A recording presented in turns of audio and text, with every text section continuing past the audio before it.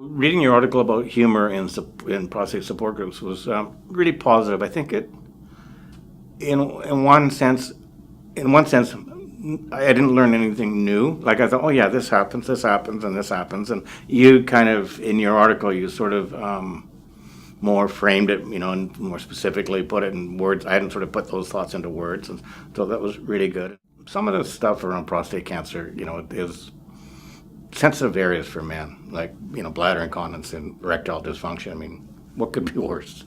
And the humor disarms them, and like disarms that.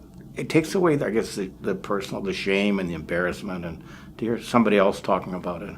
Like I've heard some incredible conversations there, just about erectile dysfunction, about where you get the best price on, on male diapers. I mean, or adult diapers. Like it's just openly. I think, boy, these guys are just talking about this like it's nothing.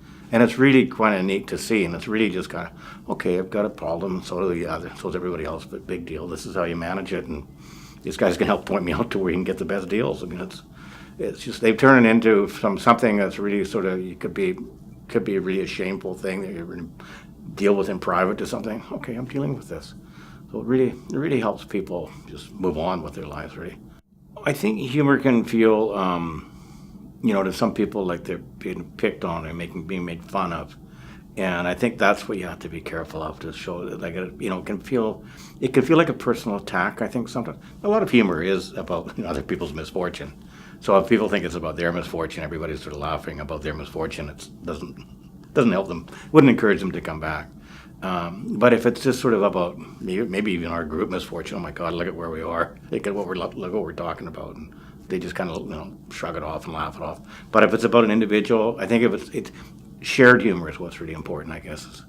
And sharing, even being, if there's somebody on the brunt of the joke, everybody's sharing the brunt of the joke, I think is probably the most important thing. I think the support groups the humor is sort of a mechanism to make people feel comfortable. But I think the big thing is, two big things, is information and